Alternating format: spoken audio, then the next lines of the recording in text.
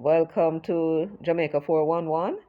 Thank you so much for joining me and keeping me company as usual. To my esteemed and my loyal subscribers and visitors to this channel, welcome back. Thank you so much for your support. I do appreciate it. Please subscribe to the channel if you have not yet done so. And also share, leave your comments, and give the video a thumbs up if you like the content. Today I'm going to discuss with you a very, very disturbing video. It is a video that has been making the round for quite some time. I've seen it before, some months before, I do believe, maybe weeks. And even though I saw it, I did not pay much attention to it. Not that it was not important, but I could see the problem in what was going on in this video. But I passed over it nonetheless. But when it came to me a day or two ago from a comrade sister with a comment attached to it, a question in fact, is this any way to conduct an arrest? Words to that effect. Naturally, if a question is asked, the brain is going to respond. So I decided to watch this video, download it, watch it, and then I realized it was the video that I saw some time ago. But this time I decided to watch the video more closely to appreciate what is going on in it. And as I did so, I realized that this is something that I must bring to your attention because this is something which is of national importance. Don't know how I missed it before, but it is. And I thank my comrade sister for having sent me the video. Now, it was a video of some policemen apparently attempting to make an arrest. And they were being, how should I put it, resisted. And as I watched the video, I realized there is a fundamental problem in the Jamaica Constabulary force. And it is a problem that is largely found in the intellect of those who lead the force, is what I saw. Not the rank and file. Their job is to take orders from their supervisors. So I decided the way in which I'm going to begin this video is to look at the Constabulary Force Act, which is what created the force in the first place. As a matter of fact, the Jamaica Constabulary Force is a constitutional body. It's actually mentioned, if I recall correctly, in the Jamaican Constitution. And the act is the, how should I put it now? It's the law which gives it force, make it lawful, give them their powers. And what I'm going to do for you, first of all, I'm going to run through what the Constabulary Force Act says.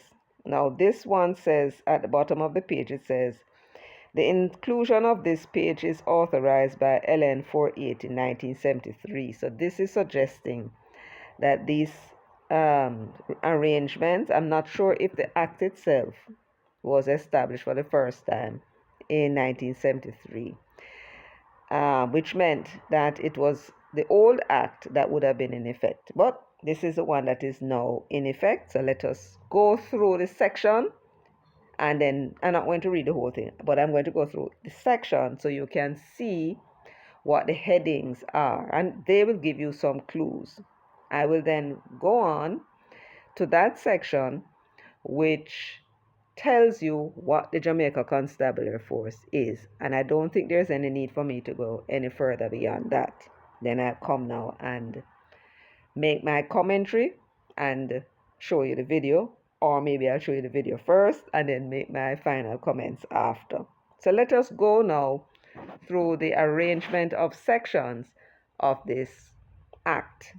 It says the Constabulary Force Act. So it has a preliminary, which is part one, short title and interpretation. It's a short title that is of most interest to us. What it is that they say that this constabulary force is all about. Then they have interpretations. The constitution of the force. Now, notice now, it is not the government of Jamaica or the minister in cabinet who establishes the force. It is the governor general, and the governor general is not political. He's not supposed to be political. He does not. He simply signs into law or assent to law whatever the parliament passes, right? And the parliament, of course, is the House of Representatives, otherwise known as the lower house, and the Senate, otherwise known as the upper house. That's the parliament, and they together make laws. And all three of them has to assent to a law for that law to become law, and it only becomes law when it is gazetted, not when it is passed, but when it is gazetted. So you have the lower house. The law may in fact start from either the Senate or the lower house, but if somebody or a minister or a member place a motion before the house, or a bill is placed before the house, let us say the House of Representatives, where the MPs are, then they will debate it, and when it is passed by the majority, it then goes to the Senate, who then debate it. They may ask for amendments, even in the lower house. They may ask for amendments, and if it's agreed on, they'll amend it, come back, and then they will pass it or reject it. If it is passed, it is sent to the Senate. The Senate may ask for amendments, and if they ask for amendments, the law will then go back to the lower house. If they agree, they amend it, and then it goes back to the process until it comes back to the Senate. The Senate then agrees with the act. They pass it.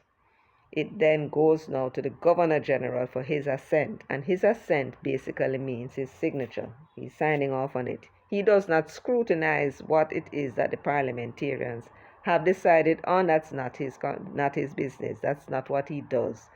He simply signs off on it.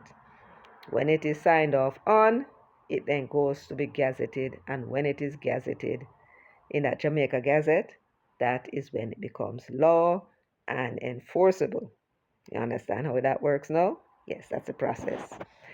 So, according to the Constabulary Force Act, at Section 3, it says the constitution of the force, it says the Governor General to constitute police force and to appoint officers and constables of the force. So the establishment of the police force is in the name of the Governor General. It's the very same thing for the Integrity Commission. It is the Governor General who actually appoints members of the Integrity Commission, except for the Auditor General, who is a permanent member, a permanent commissioner. You follow? So this is a case where they try to take the force that they're going to establish out of the hands of the politicians. And it is the Governor General they give the power now to constitute the police force. You have a police service commission, and I imagine they are the ones who would recommend appointments to the force, and that would then be signed off on by the Governor General. Yeah, you understand how this is what I understand from what this is saying. Okay? Because the Governor General does not have a staff that does that. So the Constitution establishes the Police Service Commission, and they are the ones who recommend for appointment constables. I do believe that they may be the ones who sign off on the hiring of these members of the force as well. Discipline and all of that. My understanding that they are in charge of all of that. Okay? The next one at 4 says oath to be taken. So they must take an oath.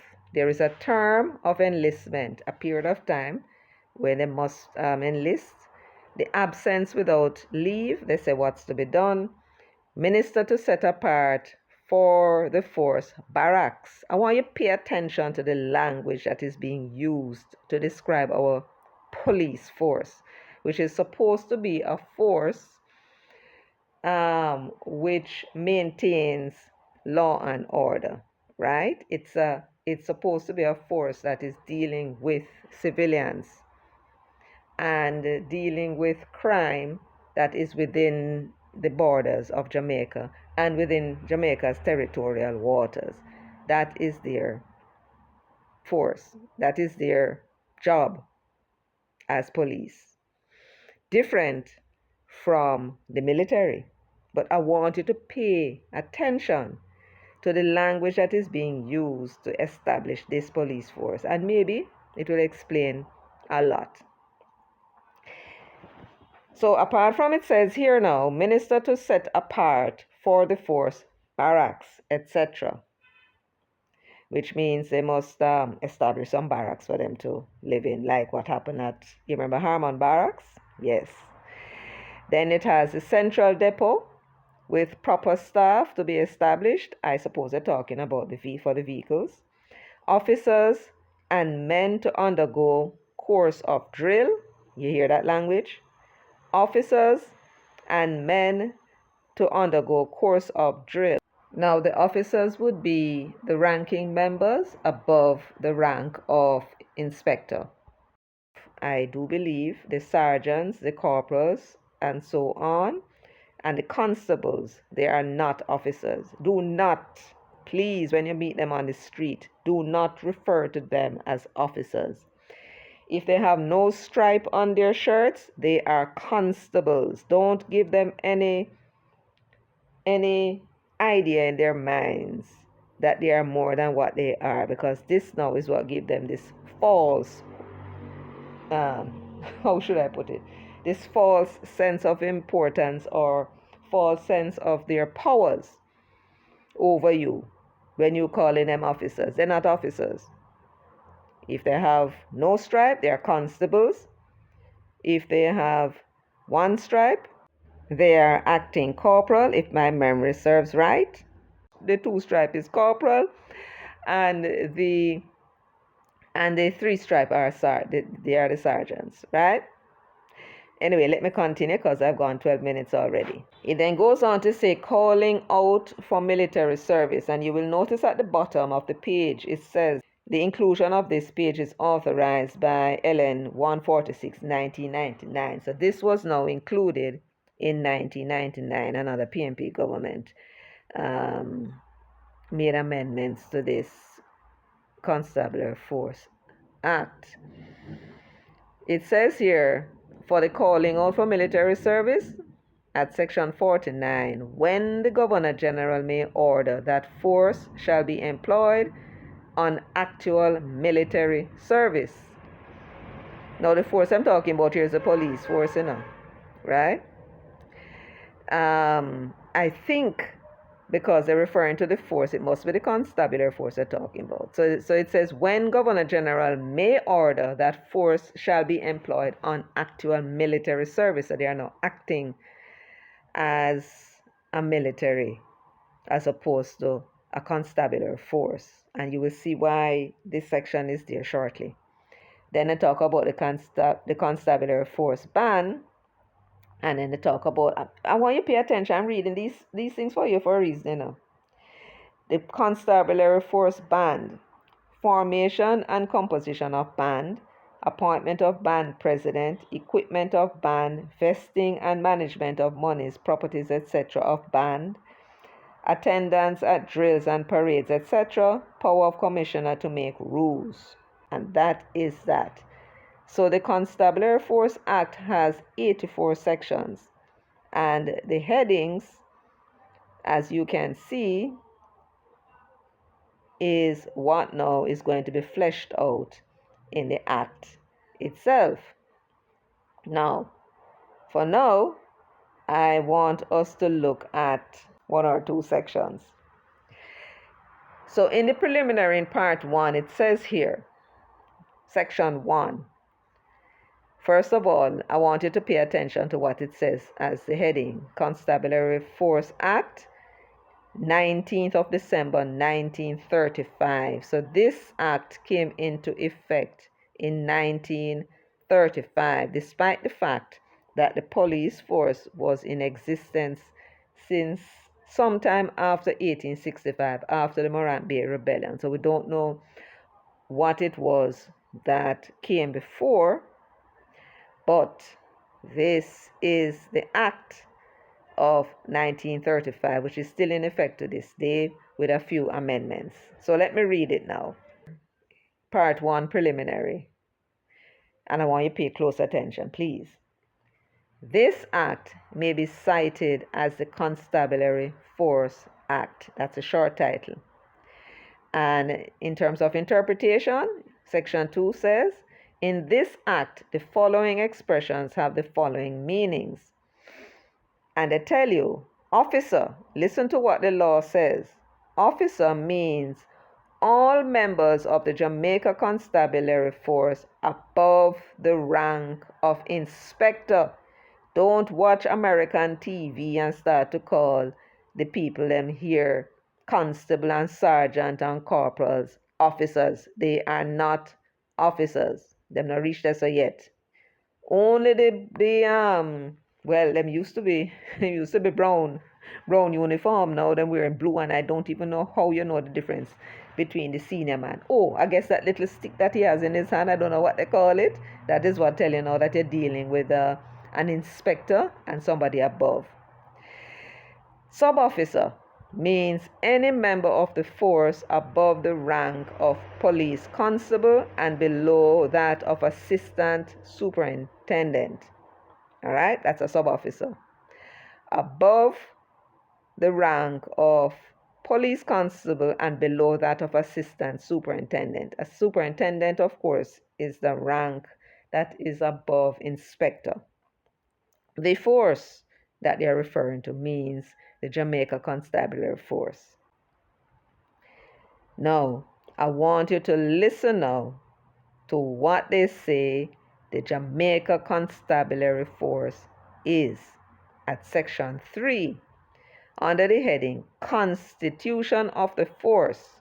It says here, plain and ordinary language. Section 3 says, it shall be lawful for the Governor General to constitute a police force, which shall be called the Jamaica Constabulary Force, which shall be partially under military organization and discipline. You heard that? Which shall be, there is no maybe about it. This Jamaica Constabulary Force shall be partially under military organization and discipline. What does that mean? It means that the police force in Jamaica is a paramilitary force. That is why you see, when them go out on patrol, them have a big long gun, whole of them, and nobody carries a baton. Right? They are a paramilitary force. That is what I need you to remember. But before I leave this segment of our discussion, let me bring to your attention subsection 2A of section 3 of the Constabulary Force Act. It says here, the minister may give to the commissioner directions as to the policy to be followed by the force. You hear that? The minister, which now we're talking now about the political directorate, they can give the commissioner of police directions as to policy to be followed by the force. So they are the ones who influence who becomes police commissioner, and then they tell him what to do. Right? And the result of it is that we have an exceedingly incompetent and corrupt police force that can scarcely do anything for anybody, let alone solve crime. So the next question, a big question that we need to ask ourselves is this. What exactly is a paramilitary force? And what exactly is a constabulary force? So we're going to now read, and Wikipedia is providing us with the answer to what this business of constabulary is, whether it's a paramilitary force or something else. Here's what it says. Constabulary may have several definitions. The first one, I want you to listen carefully now, because this is very important to understanding why we have a police force that cannot deal with crime, right? Why they can't find the killers, why they can't, aside from street smart, they're street smart because they're a paramilitary organization. When it comes to the intellectual side of the matter, you don't require an intellectual in a paramilitary organization, do you? So let us see now what they say. All right, so constabulary may have several definitions. A civilian, non-paramilitary police force. Listen to what this says. It says a civilian, so it's made up of ordinary people like you and me. Well, not at my age. Non-paramilitary, meaning that they are not a paramilitary force. And in bracket, they have police. So the police is, by definition here, a non-paramilitary force. This is basically what this is saying. So when our law, our act, the Constabulary Force Act, referred to police when they're describing a paramilitary organization, that is out of step. The two of them don't connect. In other words, we don't have a police force. Stop calling it that. Let me go on and read all the same. Let me begin again. A civilian, non-paramilitary police force consisting of police officers called constables. That is what a constabulary force is in general. This is the usual definition in the United Kingdom, in which all county police forces once bore the title, and some still do. So in the United Kingdom, they do not have anywhere within its borders or in its territorial waters operating by the government, paid by taxpayers, in the laws of Great Britain, anything called our paramilitary police force. They don't have it there. What they have is a non-paramilitary police force that is called the Constabulary Force. That is what it means in Great Britain. Yet they went and they set up in Jamaica something they call a police force, which is a paramilitary force. And I will soon come to what that is shortly. But in the United Kingdom, Scotland Yard is not a paramilitary force, nor is the Metropolitan Police in London. They are policemen doing police work, and they have been able to, except up to this day where you have all sorts of disorders going on, right? Maintain law and order, solve crimes, solve murders, etc. All right, let me continue. Constables also exist in some U.S. states, including Texas and Pennsylvania. In English-speaking Canada, the starting rank of all police officers is constable. The Provincial Police Service of Newfoundland, they have a way they pronounce it, and Labrador is the Royal Newfoundland Constabulary. This term reflects the force's history of having been modeled after the Royal Irish Constabulary. In this case, constabulary is used in the same sense in which it is used in the United Kingdom, meaning that these are not, the ones in Canada are not paramilitary forces, right? Let me quickly go on. A large civil police force organized and trained along military lines, which may contain paramilitary elements. This is another definition for a constabulary. It can be a large civil police force, which means, people like you and me, organized and trained along military lines, which may contain paramilitary elements. This is the usual definition in places outside of Great Britain, such as the former Royal Irish Constabulary, the former Royal Ulster Constabulary, Royal Newfoundland Constabulary, and the Jamaica Constabulary Force. You see which part of Britain go set up them paramilitary organization? They not do it enough in them country, They don't do it in their country, but then come and them do it here in Jamaica. Perhaps because they feel we have special needs, right? And our so-called house slaves that we have prims up into our parliament, where we put in our parliament, right, are carrying on the legacy of the masters, right? That is their ambition. They don't understand the hell what they are doing, so they just might as well carry on with master left behind. They have never made an attempt to make the constabulary force a police force. They have instead strengthened the paramilitary elements in the constabulary force by setting up units like eradication squad, but the one on the Harman barracks that then went and eventually disbanded and then start to use them uniform all over in the police force. They're not wearing red seam anymore, you notice it? And they have these policemen carrying these high-powered rifles on patrol all over the place, even when them out there talking to the public, stopping vehicles to the inspection. You see them out there with them big military weapon, because that's what it is. It is a paramilitary force, not a police force.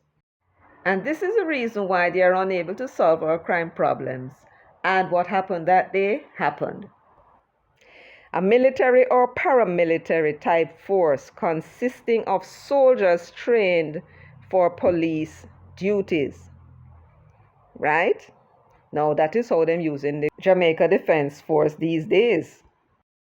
Them have them out there, according to them, supporting the Jamaica Constabulary Force, which is telling you that the government is in a mode not to detect crime and bring people before the court. They are constantly at war with the civilians. And not much is being done about trying to detect crime and finding people who are maybe guilty and bringing them before the court and securing convictions. That's why they can hardly, we don't see anywhere being published what the conviction rate is for murders in Jamaica. You don't see it. It's not published. The last time I saw it was sometime about 2005 or 2006, and they were showing the previous 10 years, and I'm telling you, when it comes to murder, they did not secure more than 68 convictions in 1 year, and this is when our murder rate was well over 1,000. So the murderers are out there committing murders, so they can't solve the problem because I'm too busy having these paramilitary forces with the Jamaica Defense Force chasing after shadows, because these gunmen are not going to stand up and here's a police and soldier come and go stand up. They're not doing that. They move. They can't catch them. And they don't have any intention of supporting that side of the force, the detectives, by increasing the number of detectives, increasing their training, put people in the police force with intellect and put them there as detectives to help them to solve crime, because that is not what they are about. A war them a fight with who they can't find. And that is why the crime is what it is, and it will never be solved. So, Mr. Rattigan, you who wanted to be police commissioner, I don't know what you wanted to be police commissioner for, or what you think you can do about crime in Jamaica.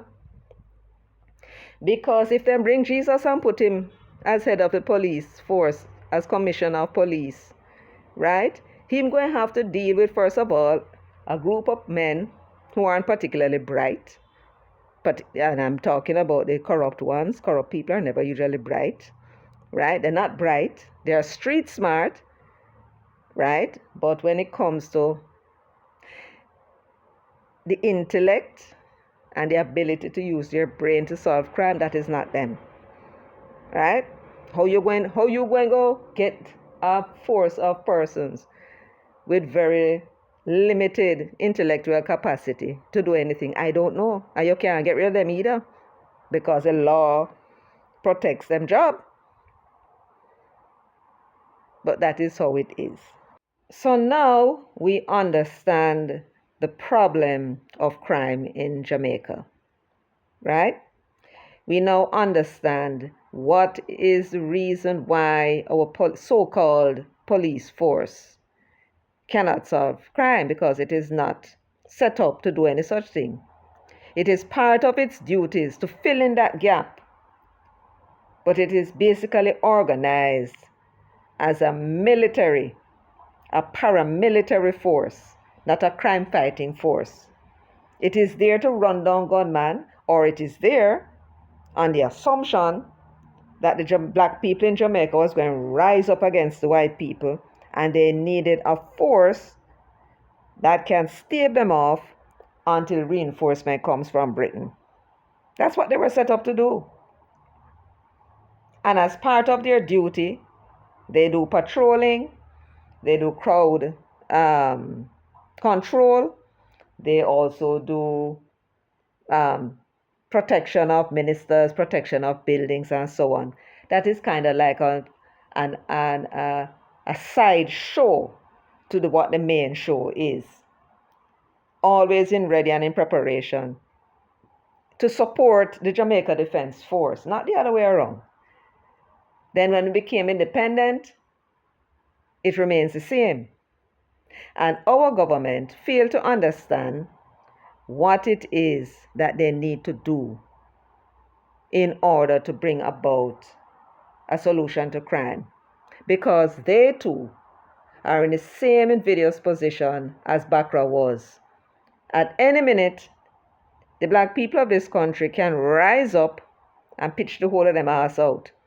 And therefore, they want to maintain a police force that is violent and brutal to the people, to suppress them and make sure that they know if them rise up them head, it's going to get knocked off. That is what it is all about. They are not really interested in solving crime because it doesn't affect them. None at all.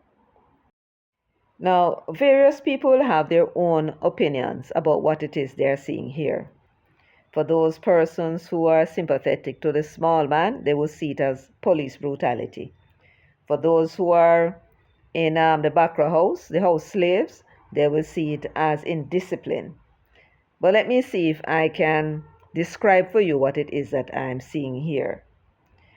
First of all, these policemen are, well, they are not to be blamed totally for the situation that they found themselves in. You have what appears to me to the most high-ranking person that was there was a police corporal. He appears to have been the highest-ranked police personnel who was there. And he is the one who would have been in charge of all these persons with him. We don't know what happened at the beginning of this video. We don't know, but certainly what we do know is what we were seeing.